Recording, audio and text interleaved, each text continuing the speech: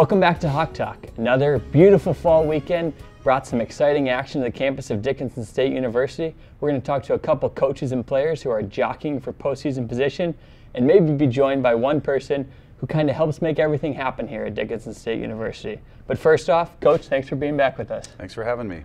All right, take us through the start of that Dakota State game, a high-powered offense coming to town.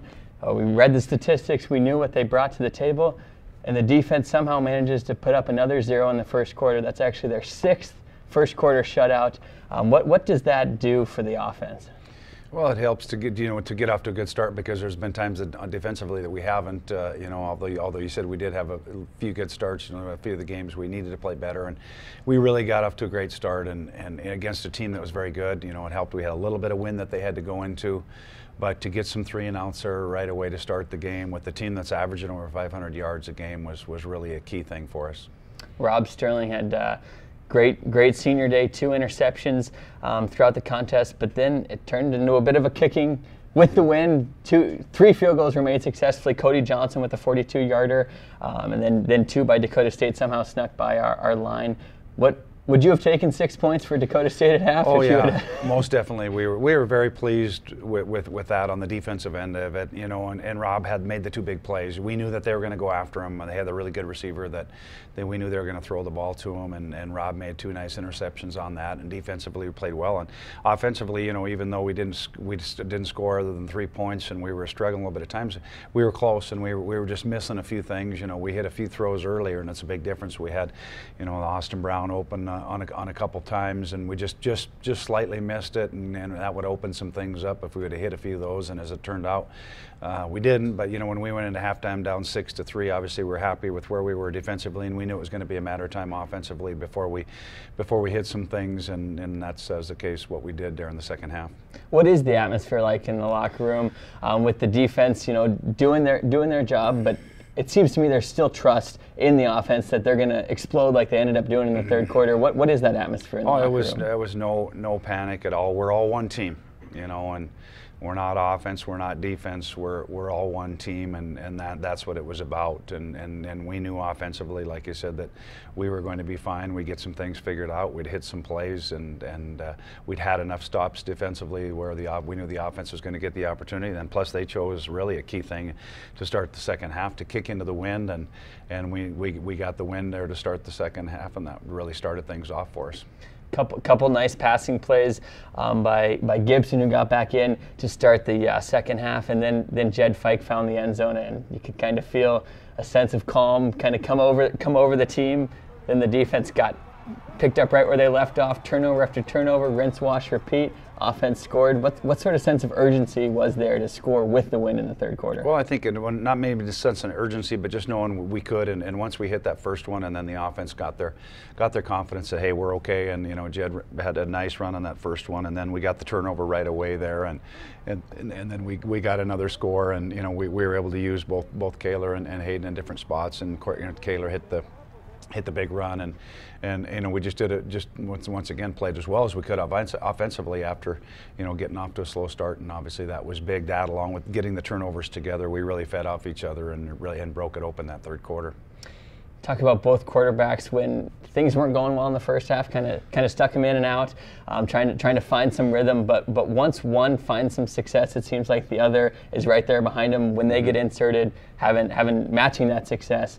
What is it that allows them to both be successful at the same time? Well, I don't know if there was any secret recipe we'd know, but I mean, I think it's just and it's not all just on the quarterbacks too. Sometimes everybody wants to talk about the quarterback play and the quarterbacks, and there's 10 other guys in the offense, and there's 11 guys on defense that have to play pretty well as well. And and like you said early, we missed a few throws, but I think the key is that we came back, and Hayden played well in that first drive, and then Kaler did what he did, and does a great job with the read game and playing well, and he's a great leader. And I think it just all started clicking, and once we got in that mode, then we were in good shape.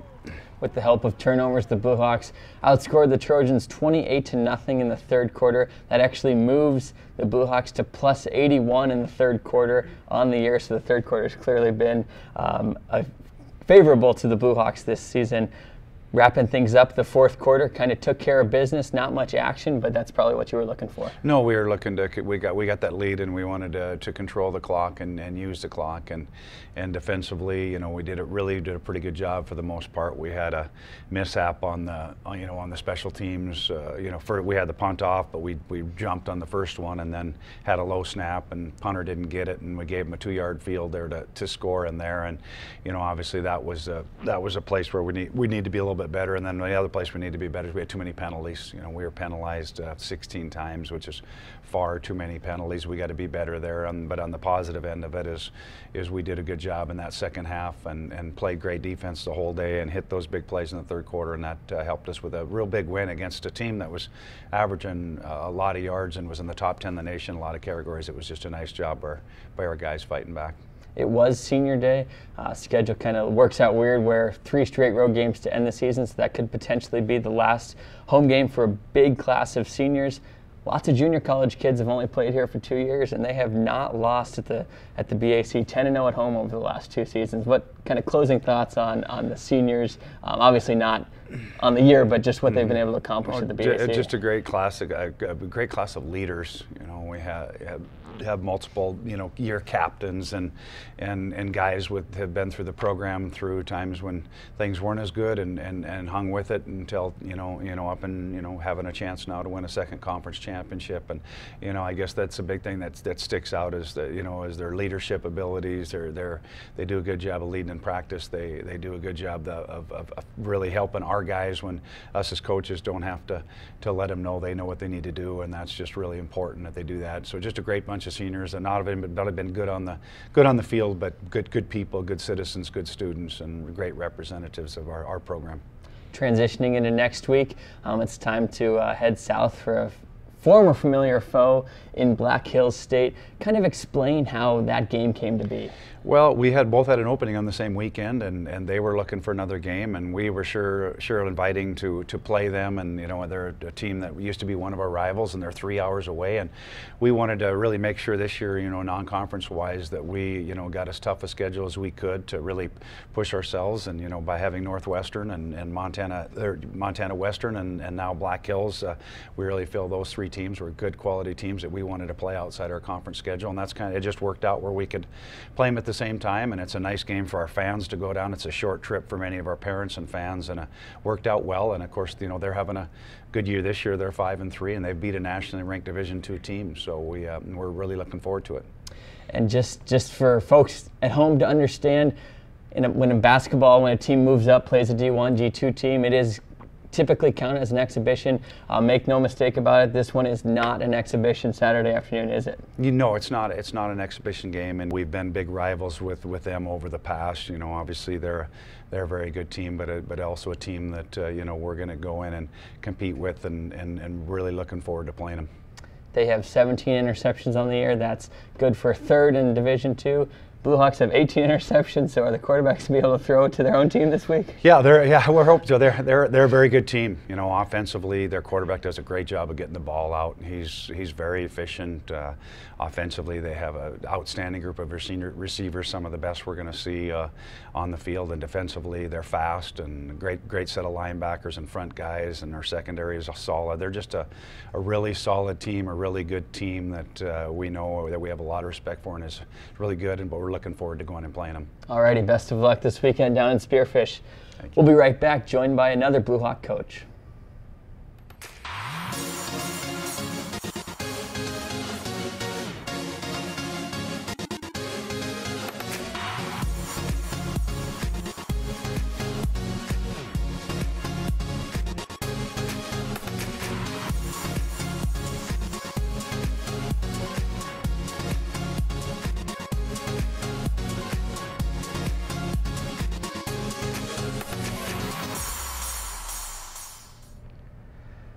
We're back on Hawk Talk. We're now joined by Coach Hartman, volleyball head coach at Dickinson State. Coach, thanks for joining us. Thanks for having me. All right, Coach. Let's just kind of rewind a little bit to the start of conference season. Didn't go into conference play with the record you guys probably wanted, but what has clicked that's kind of enabled this team that was picked to finish last in the conference to have a winning record in conference? Well, I guess anytime you bring in 11 new people, you can kind of expect to really struggle in the beginning, and we just kind of kept preaching, stick to the process, it's going to click eventually, and I guess it clicked at the perfect time, right when we went into conference play, and we've been really fortunate to come out with a winning record so far, and hopefully we can continue down that road. Sure. Now just this past weekend, went on the road to face Waldorf. We'll get into kind of why that was such an important game, but the team came back and won a 5-setter. Describe that game and kind of take us through it. Well, it was really emotional. Obviously, you know, we lost the first, came back in the second. We let a 10-point lead slip by us, and so that was really tough, but we ended up winning the second, which was good. Came out in the third really aggressive and stuff, but ended up going to 5 sets with them, and they actually beat us to 8, which in the volleyball world, sure, that's really hard to come back from, but we just really kept our composure, and I was really proud of the team. We've done it a couple times now this season against Mayville and Valley, and we've really stepped up in pressure situations, so it says a lot about what we're becoming as a team. Now, if I understand how the North Star works, which I don't always, sometimes they have some weird quirks, but the top 4 teams are going to get to host that first round action of the conference volleyball tournament, and Waldorf came into that game as the 5 seed with Dickinson being the 4 seed. Dickinson, you guys already beat them at home, so that game meant a lot. Obviously, it was Waldorf's chance to put a loss in our column and a win in their column, but at the same time, a sweep would theoretically give us the tiebreaker should the team end in a tie for 4th place, if that's how the North Star does it. Hopefully it is, but obviously that's such a big win. But back on the road this week against teams that we haven't fared well against. Right, well, we have to go to state again, and obviously that's a game we're really focused on. They came to our home court and swept us, and so that was definitely disappointing for everybody involved, but we've worked really hard. We're kind of a different team and program sure, now, and we just want to really focus on Dakota and see what we can do against them this week. That leaves us with next week. It's senior weekend, so to speak. Probably won't get a chance to talk to you before then, so I know you're focused on Dakota State and Bellevue this weekend, but just take a moment to kind of explain what the seniors have meant for you and meant for the team. Oh, we have a great group of seniors. A lot of times when you get a group of seniors, they're all the same personality, but all 3 of them are different. You know, Brenna, she's kind of the goofy one that makes jokes and kind of cheers everybody up when they need it, and then Tessa, she's the vocal one, and so she's always holding people accountable and really loud on the court, kind of the energy and the spark that we need. And then Danny, she's just the quiet leader, and she just leads by example. So we've been really fortunate with a great group of leadership this year, and we're sad that it's coming to a close, but hopefully not too soon. Sure. Obviously, might be playing for the chance to host a game that week, so give folks a reason to come on out and support the seniors and make sure they get that extra home game. Yeah, for sure. It'd be a great opportunity for them to come watch a great group of ladies. All righty, Coach. Thanks for joining us. Thanks, Dave. We'll be back with some athletes.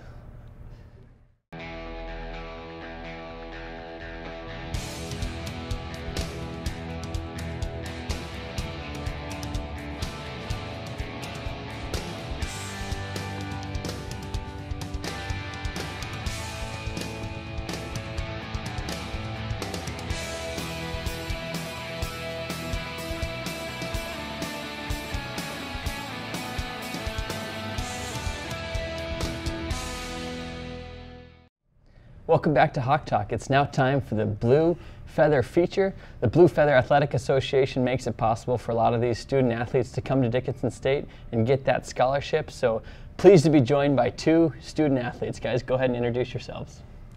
Hi, I'm Shelby Gustafson. I play on the volleyball team. I'm Dalton Reed. I'm a senior on the football team. All right, we're going to get to know these guys a little bit better through some interesting questions that'll kind of take us through who they are and who some of their teammates are. First off, guys, just take us through your journey to DSU. Well, I went to high school at West Fargo in North Dakota and decided to continue on my volleyball career and talked to Coach Stenman, who was the coach at the time, and ended up coming here. Dalton? I went to Miles City, Montana. I'm from there. I was born and raised there. I have that strong Stanton connection, you know, we've talked about 100 times.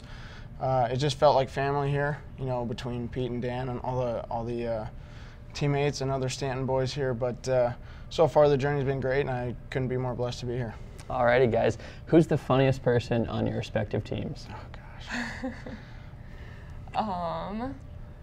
Probably one of our freshmen. I'd say, well, actually, I'd say two of them, Ellie and Kennedy. They're a pretty good duo.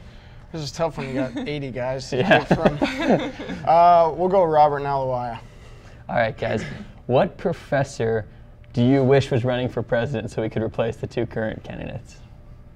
Definitely Dr. Pierce, chemistry professor. Professor Rolf Butts.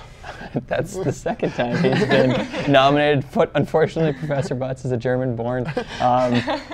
We might have to bend some rules to get him up for that, but I'd be willing to vote for him as well. All right, guys, what's your go-to college kid meal when you look at that bank account and see you can't afford a real meal? What's your go-to? I don't know. Nothing? Taco Ramen? Bell, Taco I Bell, guess. okay. We'll go chicken noodle soup. Chicken noodle soup. All right, guys, who's the best dressed and worst dressed on your teams? I'll have to go with two of the seniors. Probably Brenna being the best dressed and Tessa being the worst Ouch. dressed. Someone's got to take that. We have some different styles on our team. You do? But, you know, if we're going to go for a different kind of classy, different style, I would say Seth Morakirky or Kayla Ray. Okay. I would throw them up for different aspects of Yes. that question. Just not my style. But if you could play volleyball and if you could play football, what would you most look forward to? Oh, gosh. I don't know. I'd probably have to say spiking or whatever you guys. call it Hitting, spiking. You know, I'm not, I've never really done it. I've only tried doing it in PE a couple times and I failed miserably, but I think that would be the funnest thing to do. Well, first of all, I'm not very good at catching anything. That's why I play volleyball. Okay. So if I were able to catch a ball and get a touchdown, that would probably be the most exciting thing. But they do have hitting. Hitting means different things in the two sports that you'd have to avoid. I don't think I'm strong enough for that. All right, guys, who would you volunteer from your team to play the other sport? Oh, man. Again, I'd probably go with Kayla Ray, just because he's such a goof and he's so wild, but he's so energetic. It'd be fun to just see how he would react out there with all the different aspects of the game. Who's playing football? I have to go with Peyton Hinn. Okay. What's something that your coaches do that get on your nerves a little bit? You've been in the programs a while. This could get us in trouble. It could. Go ahead, Shelby. not I'll let you answer ready. first. Something that, wait, can you repeat the question? Something that your coaches do that it's kind of like, oh, no, not again, or something that gets on your nerves. Well, something that gets on my nerves is she's very soft-spoken. So in huddles, you know, we're extra close because you can't hear anything. So Sure. you're all leaning in over her head. Just building that team Yes. chemistry. Building All right. it up. Well, if she's going to go with that route, I'll say the opposite. Ours are not very soft-spoken. Ours are very straightforward and very vocal, but I guess it's not so much a pet peeve. I have to say the thing that most gets on my nerves is Tuesday conditioning. I think there's a need for it, but I don't have to participate in it, so it's easy for me to say. All right, guys, who's your biggest role model? I'd say my dad. I mean, I've always looked up to him. He's just been a good guy, and I wouldn't be where I'm at today without him.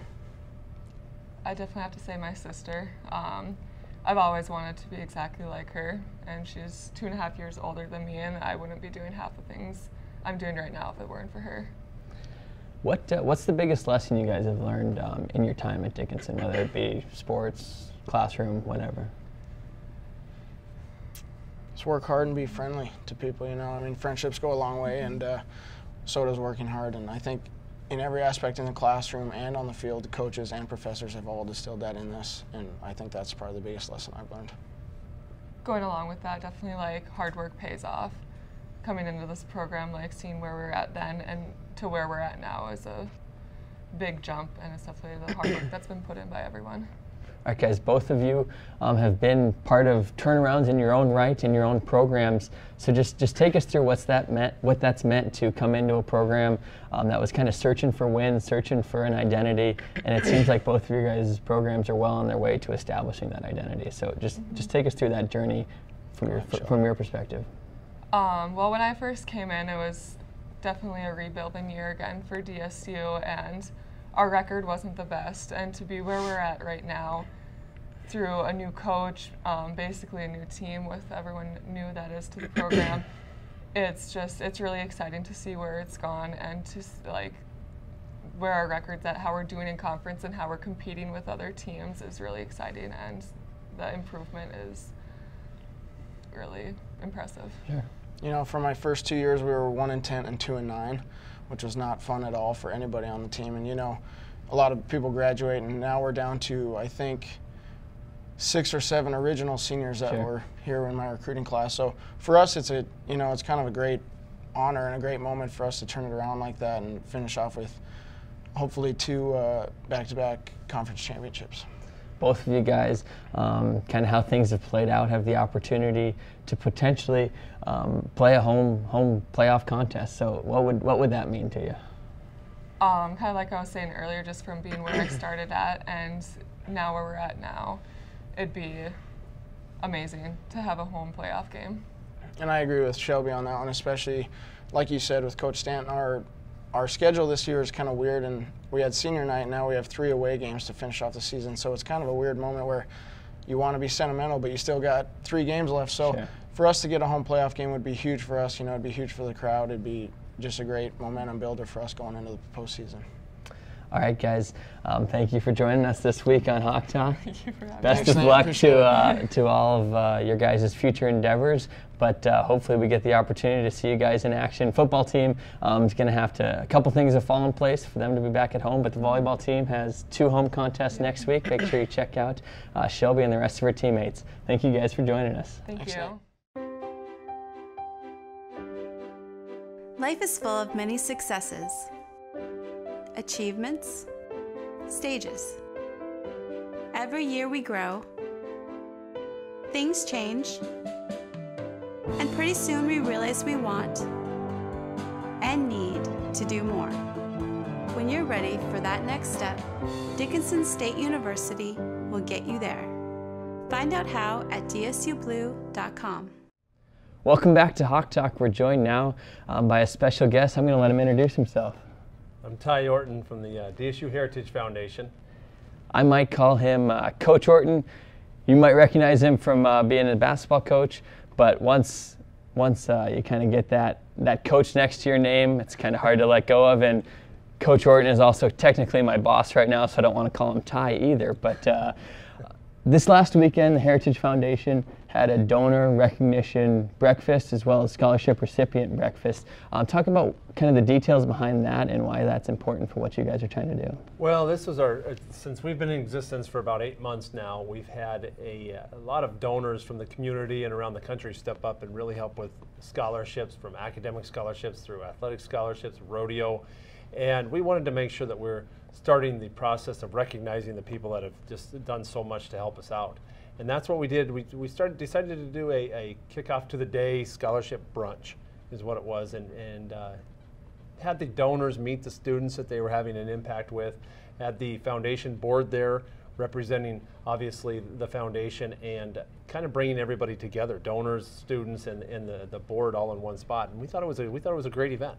You mentioned that 8 months of existence. Can you kind of elaborate on that timeline, give folks an idea of what the Heritage Foundation has accomplished since its inception, and also what that has done for the university? So what happened is on December 21st, I took the job.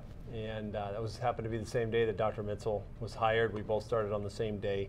And we developed, Jim Osmond started the foundation and the process of developing that foundation in November of 2015. And we ended up receiving our 501c3 status in March, I believe. So that would be considered when we started our fundraising campaigns. Sure. And during that time, our goal was to raise right around $2 million in order to help promote student scholarships and athletic scholarships. And during that time, we had a large amount of success, we actually bumped up our goals to $3.5 million, which has been a very strong move. It's been an aggressive move, and currently we're at $2.75 million to date. So, can you kind of break down, folks, what an endowment means, what other campaigns are for, kind of just break down where different money goes and how it's accessible to you guys? So what we do now, we have something that's called the College on the Hill campaign, and that is our endowment campaign. Endowments are scholarships where you only live off the interest. The interest is what pays the scholarship. Our board policy, signed board policy that was accepted by the foundation board, is a 4% return, and those endowments really are what the future of the university is. And once again, that goal was $1.5 million for endowments, and those are $25,000 or more. It takes $25,000 to start it. And those could be department scholarships, those could be named scholarships for just recognition purposes, memorial scholarships, items like that. But those are scholarships that should never go away. The principle is always set there, and we invest it to a point where we not like to see a return. But in order to do things in a safe environment to make sure that we are awarding the proper dollars, we do use a 3-year rolling average. And the 3-year rolling average is what sets the average of what the scholarship will be on an annual basis. Now those monies aren't directly accessible to you guys, so what other money is used, to pay scholarships this year, so to speak? So currently we have several campaigns, our annual campaigns, and this is what that $760,000 is going for. These are all annual dollars that were raised. We have the BFAA campaign, which is an athletic campaign. That is the new combination of the Blue Hawk Booster Club and the Blue Hawk Touchdown Club. And those two coming together, we now are the only entity that sends out the membership mailings to everyone across the alumni, friends, family, state, and we really trying to educate people on this. This is our first year for this, and it started out as a little slow, and now people are starting to understand that, and that has a goal of $350,000 every year. The other areas that we do is what is called the Cornerstone Traditions campaign. This is our annual campaign where we raise academic dollars. This is going to be huge for us with the merit-based scholarships that are coming into play, and making sure that we're taking care of students not just this year but in the future. Obviously, if you haven't noticed from the last 5 minutes, kind of lots of different things going on. So what question do you get asked the most when people recognize your face at Walmart, at dinner? What question comes up the most in the community? They keep asking if it's a hard job, and sometimes it is a hard job, sometimes it's difficult, but we have to see the big picture. We have to see where this is going to be at in 10 years. We have to understand that it's not about me, it's not about the people that are here that we're growing for, and obviously we want to take care of the students, we want to take care of everybody that are here currently, but we need to make sure that this foundation is developing a base that will have a major impact in 20 years. So when scholarships come around and they're giving maybe $5 million away annually, those are all off of endowments that were developed during these first 5 years of existence. And what's been the most challenging aspect of the last 8 months, but also what are you most proud of? What's challenging is making sure that we're doing things right, that every single detail is followed, and understanding when you don't know how to do something, your ego doesn't get in the way, and you call somebody. You Sure. call and you ask questions from the state. You call and ask questions from other foundations, and make sure that you're just following the proper protocol, making sure that the board is aware of everything that's going on, which is important to us. We want to make sure that our donors are aware of where their dollars are going. We've sent back a lot of money that have been in the form of checks that they don't say where it's going to be going. And if it doesn't say it's an annual campaign, doesn't say it's a endowment, then we don't assume that it just is automatically Sure. to be used for whatever. So we send those checks back, and that's been it makes us feel better. We're doing the right thing. Now, President Mitzel stressed the importance of having Dickinson State and the community kind of on the same page together in a lot of different aspects. You probably have the most access to knowing where we're at as far as that goes. So how would you evaluate Dickinson State University and its relationship with the community? I think it's starting to mend. I think it's starting to, or even develop, whichever way you want to place that. It's one of those situations where Dickinson State needed to be seen in the community. We needed to have representatives out in the community talking to them, letting them know what's going on, say, hey, these changes are going, or better yet, listening to the concerns that the community has, because this is everybody's university. This isn't just one person's university. We need to make sure we're listening to the students, the faculty, the community, in order to make this the best place for everybody to be at, because this is a major staple in the community. If we're not taking care of each other, then it's not going to be as strong as we need it to be. Now, before we wrap things up, pretty big deadline coming up that has implications on how dollars can be not doubled, but halved, so to speak. So just take us through what deadline is coming up and what money donated before that can do. We have a deadline of November 1st for the State Challenge Grant. And this grant, we have roughly $220,000 remaining to raise for academic scholarships. If we do not raise that $220,000 by November 1st, we don't get to qualify for the bonus round. I love calling it the bonus round because we got to make this a game and it's a competition. What happens is if we don't qualify for the bonus round, then we don't have any extra money that we can take for the grant or the challenge.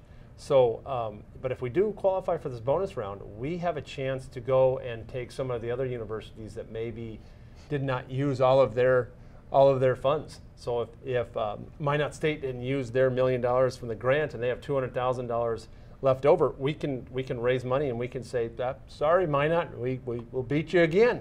One of those situations. So it's an important thing, but it's not only and it's a friendly competition. Minot is doing a great job, but we want to make sure that this is the state grant isn't going to be around very much longer. So we have to take advantage of it right now. Plus, in order to be where we're at, if we can qualify for the extra state challenge grant dollars, we have a potential to bump up another $1.5 million. So that would be almost a $5 million first year if we could do that. Just to clarify, up until this November 1 deadline, what has the State Challenge Grant done for the money that's been donated?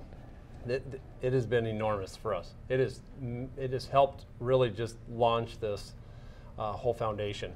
And we had $929,000 that we could raise because they were subject to the budget cuts as well. So our allotment was $929,000, and we've already received over $700,000 from other donations and strictly academic. And it's just really given us a boost academically, and annual campaign and endowment campaign. So if you're thinking about cutting the DSU Heritage Foundation a check, expedite the process a little bit, make that money even more valuable with the state match. But what can the average viewer at home do to help the DSU Heritage Foundation? What we really wanted to do when we started these campaigns with the Cornerstone campaign, we were asking a lot of people to give a little. I mean, with everything that DSU has gone through, we don't want everybody to jump in and say, hey, we're just going to trust you with everything. We want to show that we're going to do things right.